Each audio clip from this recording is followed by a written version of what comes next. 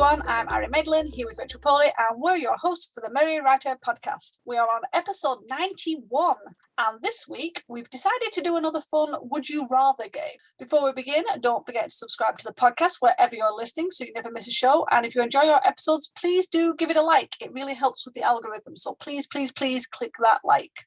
Okay, so I'm sure you've heard of these ones before. We've already done a writer's edition and a reader's edition, and since it's sort of Christmas time-ish, well, December, we're going to do a Christmas edition. And obviously, join in, answer the same questions. So I'm going to go first.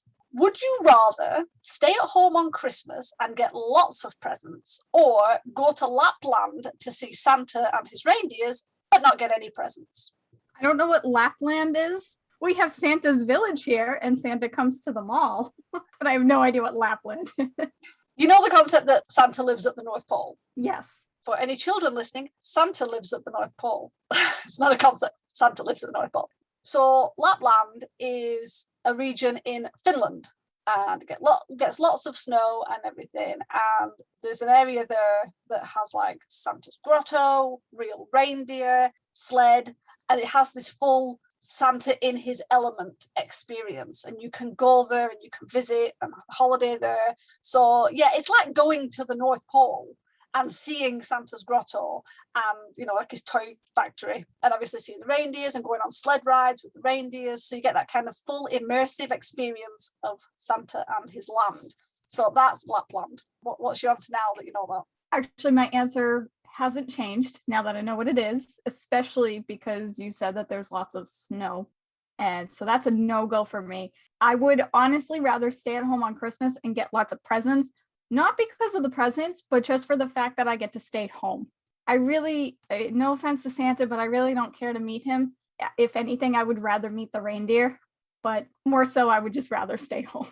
That's it. I have to admit, I always was very much more impressed with the flying reindeer than Santa and his presents. It didn't bother me as much as the reindeers. I thought they were brilliant.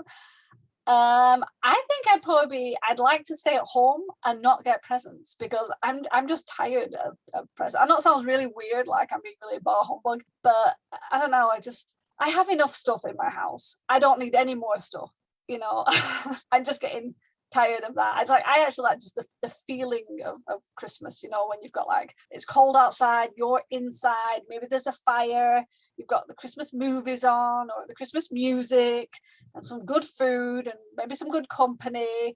That is like, Lapland is a cool idea, and yeah, I would probably go just to see the reindeer, but at the same time, traveling, no thanks. Yeah, no, not at all. And I agree with you with the present thing. I have too much stuff as well, and I would rather just enjoy a nice meal or something and just be around the people I love, and that's it. Well, I think that's, it's a proper like feeling, isn't it? It's like yeah, it's almost like we live on a Christmas card. You sit there like, oh yeah, the fire and the stockings and everyone sitting around drinking cocoa. It's like so much better. Yeah, it's relaxing. There's no stress with the gift giving or receiving or anything like that. Yeah, I think as you get older, there is a stress about gifts, either giving or receiving, whether you have to figure out what you're getting people. And I don't know, we never seem to, even if people tell us what they want, we never seem to get it right, because they give you a list and then you can't find exactly what it is. So you buy something similar and apparently that's not the right thing. And, or they're getting something you don't want and then having to plaster a fake smile going, oh, great. How long do I have to keep this before I can get rid of it? Right, exactly. But I'm going to go into the next question, and I'll ask you, would you rather go carol singing with friends or play charades with strangers? I would actually rather go carol singing with friends, not because I can sing, not because I like singing, not because I enjoy going and spreading Christmas cheer, but you can sort of lose yourself in a group of carolers. It doesn't matter how bad you are, there'll always be someone worse and there'll always be someone better, and you can kind of drown out yourself. Whereas playing charades with friends, without friends, with strangers, it's all awful because everyone's watching you and staring at you. I mean, even the simple thing like where it's like, how many syllables, that goes straight out my head. The moment I stand up to do charades, it's like, yeah, so no, I hate the concept of playing charades with anybody. So caroling it is. I agree with you. I absolutely despise charades. And at the time of recording this episode, the 9-year-old that I babysit has been really into charades lately for some reason. And even though it's just the two of us, I do not like doing it at all. Like when it's my turn, I would rather just sit there and watch her go crazy and I just guess. But I have to say, I would rather go carol singing with friends because I think, like, especially during the rest of the year, everybody's so busy anyway. I think this would be a good excuse to see your friends as well. So that, I mean, that's kind of the other thing. I'm not really fond of singing either, but it'd be something fun to do. Yeah, I think it'd be more memorable. Like, oh, remember that time we went carol singing and we knocked on someone's door and they yelled at us to leave because they didn't want to hear our horrible, Right. you know, more better than just like, remember when we played charades with the strangers and we were crap at it and they were crap at it and we all had a horrible time. See, exactly. Although actually the way you explain that, it sounds like there's fun memories for either one. In a way, in a strange, twisted way. Okay, with that, I'm going to move on to the next question. Would you rather have Christmas dinner with the family or a Christmas buffet with your friends? I'm going to say Christmas dinner with the family. There's a couple of reasons for this. I actually like my family. And also my dad's side of the family, we only see them the once a year on Christmas anyway. So it'd be nice to see them. And also my closest friend is always invited to my family gatherings. So I'll see her anyway. That, and also most of my friends are online anyway. So the buffet would consist of like 3 people and that's it. Quite a cool thing. It's like if you have friends online, you have a Zoom buffet where you all bring a plate, like lots of different plates of food that you just snack while chatting online. That would be fun. That would actually be a lot of fun. I have to admit, it's this. I don't know why I picked this question. I spend my Christmases with my family. I travel back to England, and I really do like that. It's even with some of the, like, you know, sometimes we have the petty arguments because it's family, it's what you do and everything. It is really nice. The dinner can be a bit difficult because obviously being a vegetarian and my family is not, there is always the awkwardness of like having to make something extra, or the comments you will still get, you know, it's been like well over 10 years, I still get comments. But I almost want to be difficult again and say Christmas with the family, but with a buffet, because I have to admit, I really love buffets. Any family event we have to go to, I am always more interested if there's a buffet. I don't know what it is about being able to go up with a plate and just like selecting lots of different things rather than having, you know, a full meal put in front of you. I don't know. I really like buffets. Who knew? See, that's how my mom does Christmas every year. She'll end up making so many different things and she just sets it all up on the counters in the kitchen. And when dinner's ready, everybody just gets in line, grabs a plate, and just makes up their own thing. And then we all go find a spot somewhere in the house. Like, we don't even sit together because my house isn't like, we don't have a room large enough to fit everybody. So like the adults will be in one room and then the kids will be in another room. Oh no, we do have a table and we fit around it because we just have the immediate family, because my partner stays with his family for Christmas, and our extended family, they all have their own kids and grandkids and great grandkids, so we don't really see them anymore. So we do, although every now and then there would be like the odd emergency chair that doesn't really fit with the rest and someone perched on the corner, you know, trying to eat while on like a stool and things like that. Yeah, that's why I think the buffet works better, because then you're not forced to sit at the table awkwardly. You can sit, you just pull the chairs out, you can sit anywhere on the chairs, on the sofa and everything, everyone's balancing a plate, and you don't have this kind of feeling cramped, especially if you have like a large amount of food out, you know, if you're having like, you know, your traditional dinner, and then you've got like veggies in different pots everywhere. You need a big table to have that, and then your own plates and cups and everything, and, you know, decoration in the middle. Whereas if the whole table is just food and then you can go take some and then leave and sit somewhere else, I think that's a better idea. But yeah, I don't know. Maybe it's just the buffet. It's not buffet.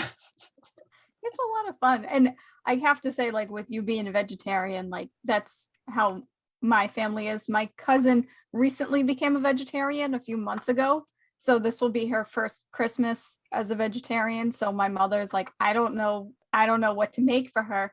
But then also my aunt is gluten-free. So my poor mother is always like, she's always making one meal for the family, but then she has to make extra stuff for my aunt. And now she's going to have to make something different for my cousin. Because my uncle wants to come over for Christmas. Last year, because of COVID, we didn't see each other, but he wants to come this year because he's like, I made ribs last year, and one of his daughters doesn't like ribs, so she ended up eating a grilled cheese, I think, and then now his other daughter is vegetarian, so he's like, I don't know what to cook. Coming to your house. I do love that. It's like people literally freak out when vegetarians, it's like, I mean, I'm actually even more difficult because while I'm not a full-on vegan, I am right on the cusp of being that, because I won't eat I try and reduce my cheese now. I have vegan cheese, vegan mayo, vegan butter, vegan milk. So I'm just one of those really annoying people. So I'm not even, I mean, I will have real cheese if I have to go to like a restaurant, because you almost never find a place that caters enough for a vegan. I will adapt and everything. But yeah, it can be quite difficult. But at the same time, they honestly make it out as if it's so difficult. Like they have to go to some really special store. Like sometimes it's literally like, make exactly what you make for everybody else, all the veg, but just don't add meat. You know that turkey? Just don't put that on the plate. Just put all the veg and just don't put the turkey on. I mean, the turkey you have on the plate isn't half of the meal. It's literally one portion and then lots of portions of veg. Just put another portion of veg on. That's all. It's not difficult. But I do get that whole like, what are we gonna cook you? It's like, it's not that hard. It's really not. See, my mom goes all out and she's like, if we're gonna have a big meal, you have to have a big meal. So once my cousin turned vegetarian, my mom went to the grocery store and she came home with all these different vegetarian options of meat and things like that, of all these different brands. And she was like, here, try this. Here, try that. Here, try this.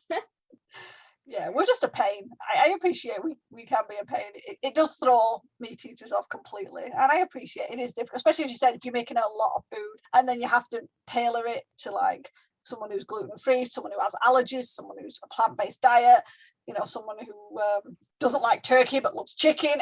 There's always that. So that is a pain, I suppose. But again, if you had a buffet, everyone could bring their own dish and they could at least bring something that they personally would like. See, buffets solve all problems. See, there you go. And I'm actually going to continue this conversation with more food. I'm going to jump around. Would you rather eat gingerbread cookies or candy canes? I have to say, candy canes aren't really a big thing over here. You wrote the question. I know, I did. Yeah. I did find some of these questions randomly and amended them. But yeah, it was the only thing I could think of that was like a Christmassy thing, was candy canes. We do have them, but they're not like really prevalent over here. It's like the... what is it that you guys have? They're like a little triangle. Is it like candy corn? Yeah, we don't have that. I've seen it and I know what it is, except I couldn't remember the name of it. But we don't. That's good. Yeah, you don't want candy corn over there. It doesn't look nice.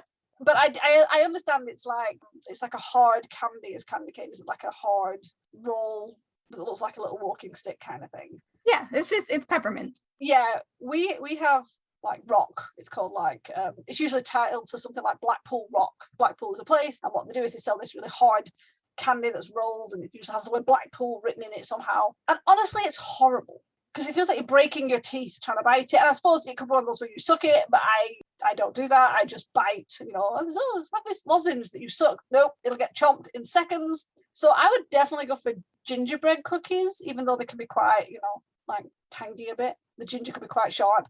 But yeah, I'd have to go for gingerbread cookies, especially if they're in the shape of a little person. I do like that, biting the arm off. I don't know why, but... I like how you have a specific type of gingerbread cookie that you'd like to eat. Can't be a circle gingerbread cookie. It's got to be in the shape of a person. Think of it like a gingerbread voodoo doll. Yes. Getting a good snack, attacking your enemies. It's win-win. That's, that's totally valid. I like decorating the gingerbread cookies, like the little gingerbread people. Gingerbread houses are difficult, but that's another topic. For me, my answer to this question is neither. I don't really like gingerbread. I'll eat it, but I don't really like it. And candy canes are such a pain to eat. Like if I'm going to eat mint, I'd rather chew gum. And I'm just like, I'm not big on sweets. I like salty snacks better. So gingerbread cookies and candy cane, not for me. Yeah, I would lean more towards chocolate than like kind of it's like cookie with chocolate chips, that sort of thing. I'd go for that rather than like the hard gingerbread or the hard candy cane. And also, candy cane looks nice decoratively. To me, it's like they shouldn't be, they don't look like they should be, really. They look like they should be hung on the tree every year and just stay like that forever, which they probably would with the amount of sugar in them. You know, they probably never rot away. No, and they're shrink wrapped too, so Oh yeah, see, plastic. they would keep forever and ever and ever. So bad, so bad. And on that happy note, let me go to my next question. Would you rather celebrate Christmas for a whole year or once every 5 years? Once every 5 years, hands down. I enjoy Christmas, but as we previously stated, I enjoy the ambiance of Christmas and I like having the aesthetic of it, but I'm not really big onto receiving presents. I enjoy giving people presents. Like if I find something in the store and I'm like, oh, that reminds me of this person, I'll get it for them. I don't mind giving presents, but the stress that comes with giving and receiving presents, and then the whole, like, I mean, Christmas, you're preparing for Christmas for like 4 or 5 months. Let's be real here. So if I was celebrating for an entire year, just absolutely not. But also I think once every 5 years is good, because in between that time, you can get together with family for other reasons and have a nice meal or just see them just because or whatever. There's so many things that you can do in between that time. Also money. Who wants to spend money on Christmas stuff for an entire year? Yeah, I think if you had it for 1 year, you wouldn't want to see it again for 5 years. Especially if you think about the fact that by about August, even earlier sometimes, they're usually already playing Christmas music in shops. Could you imagine a year of Christmas? And I like Christmas. I'm one of those people who will start Christmas music early if I'm listening to it myself, but I don't want to hear the same crap song in every shop I go in, you know. And obviously the price goes up every time it's Christmas. It's like, oh, Christmas time, poof, massive markup. So yeah, I think it'd even be more enjoyable having it once every 5 years because you'd really enjoy it. You'd anticipate it. Yes. You'd be actually looking forward to it. Yeah, and that you could afford all the presents you have to buy rather than having to take out 3 loans just to manage it anymore. Right. Thanksgiving always gets overlooked. Like the moment Halloween ended was the day that they put up the Christmas decorations and stuff in all the stores, and it's like, well, what about Thanksgiving? Come on, man. I can't have anything about this because obviously we don't have Thanksgiving. You don't have Thanksgiving? No, it's an American thing. Really? Yeah, isn't it about when the Pilgrims and the Native Americans? But Canada has Thanksgiving. They just have it in October. I don't know, but no, it's definitely an American thing. Because I thought that was the whole point. It was a time when the Pilgrims and the Native Americans sat down and had a meal and that. So we don't have that. It's like you guys don't have bonfire night because that's an English thing where someone tried to blow up Parliament. So you guys don't have bonfire night. I mean, you're explaining it to me and it makes total sense that it would be an American thing, but I never knew that. I thought everywhere it was celebrated. It's like thinking everywhere has Independence Day, and really everyone has Independence Day from Britain. So yeah. Wow. I don't know whether to feel amazed that I learned something new or stupid that I had to learn something new. From your British friend. Oh my gosh. Wow. All right, I'm going to, just go on to the final question so that I no longer feel dumb. Would you rather have a real tree you have to decorate yourself or a fake tree beautifully decorated for you? Oh, this is such a tough question because the fake trees are obviously all plastic, and as an environmentalist, I hate the concept of all these plastic trees, but obviously a real tree is a tree that's been cut down, although usually they are like literally grown for that. I'm also really lazy and I hate decorating trees. It never looks as good as other people's. So the idea of someone decorating it for me and it being beautiful sounds really good. I don't know. And yes, I appreciate, again, I wrote this question down. I'm going to go with real tree that I decorate myself. Real sustainable tree that comes from a place where they grow them specifically for this, just to make myself feel a little bit better.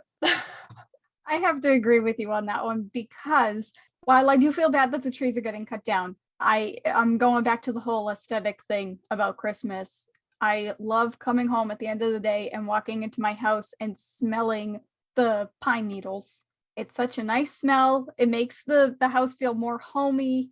And obviously my mom always has Christmas music playing on a loop. So you walk in and it's just like Christmas. And it feels good. It's a good feeling. But also, I don't think as we have discussed in many other episodes, I am a bit of a control freak. So I don't think I would like having somebody decorate a tree for me.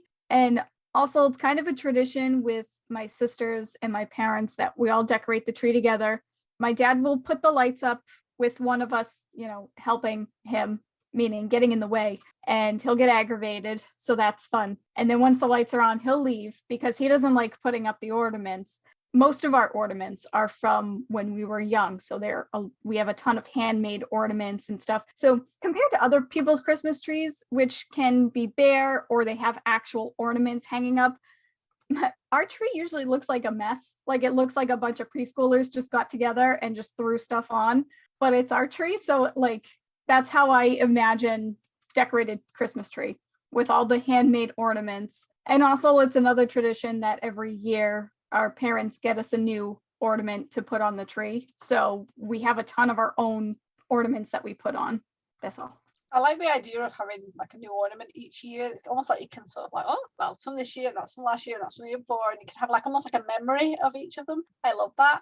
We, years and years and years and years ago, because I'm very old, when I was younger, we did help with the tree when it was a small fit together plastic one, and that was fine. And then we got to a certain age when my mum decided that she really liked to decorate the tree because there would always be a theme and a colour scheme, and it stopped being come and help, and it was just no, leave it, just back off, don't touch it, you're doing it wrong. And then the tree, I mean, don't get me wrong, her trees are incredible. If anyone can decorate a tree beautifully, it is my mother. She has the perfect eye for it. She always gets the really good colour schemes, whether it's like gold and tartan or blue and silver. She just has these beautiful trees, and we always, every year we get a photograph of it. Even though I'm going back over to see it, I will always get a photo of it because that's what she does. And they are beautiful. And the problem is, when you see that all the time, when it comes to your own tree, it never looks as good. Never looks as good. It always looks like, some sort of scratchy cousin of a tree when decorated. Although I did learn, was it 2 years ago, that's how bad it is, that a tree looks better if there's no tinsel or string on it. You can have lights, but apparently I used to see these trees and think, oh, they're so beautiful. Why do these trees look so gorgeous? And then it took me many years to acknowledge that the trees that looked the best were the ones that didn't have strings of tinsel over them. It was just ornaments and baubles and things and lights, because tinsel is really cool and cute and everything, but it just, I don't know, it just changes the aesthetic a bit. And it about 2 years ago when it really dawned on me that if I wanted a really good aesthetic, that was what I needed to do. But by that time we'd have cats that long and nowhere to be able to put any form of tree up without it being chewed, damaged, broken, puked on. So yeah, we don't have a tree for any holiday, just no. Yeah, that's fair. And I have to agree. I think the trees look better without tinsel or garland or ribbon. The past couple of years, my mother has been putting ribbon on our tree, and it does look nice, but I do like them to be bare. And also tinsel, if you have animals at home, tinsel is a no-go. Absolutely not. Like, because God forbid, if your dog or your cat or any animal gets at it and ingests it, forget it. So, no. Yeah, we figured that out with ribbon that we thought was high enough up on a tree years and years and years ago that the cat wouldn't be able to get it. But she got it, and she really loved ribbon. And it was literally like you could hold a ribbon and blink, and half it was down her throat, because she'd have come over from somewhere and managed to get most of it in her mouth and down her throat. And you're like, I blinked, that was all I did, and you were in another room. How have you done that? So yeah, but no, as I said, yeah, decorate yourself. So at least then you've got a bit of you in there and a bit of how you want it, and a real tree, because yeah, it does have a nice smell. Although it's annoying when it sort of sneezes in its own way, and then so there's pine needles everywhere. You're like, seriously, how is that? I've just vacuumed. Yeah, that's the only downside to having a real tree well, first of all, bringing it into the house is annoying, but then also when you take it down and then you're finding pine needles for months. So see, in a way, yeah, you are celebrating Christmas for a whole year if you think about it. There's always those little remnants of it. Yeah, you're still sweeping them up when you bring the next tree in. There it is. There it goes. Yep. Oh, okay. I think with that, we've asked enough of these questions. So let's turn it over to you people. What are your answers to these questions? Drop them in the comments so we can have a chat about it. As always, we hope you enjoyed this episode. And if you want to get some extra content, do check out our Patreon page at patreon.com/The Mary Writer Podcast. You can support our show and for as little as $1 a month, get extra bonus content. Tune in every Wednesday for a new episode where we ask all the right questions. Thanks for listening. Bye. Bye. This podcast is brought to you by Half Empty Notebooks. Keep buying more. The music, titled Inspired, is by Kevin MacLeod, licensed under Creative Commons 4.0.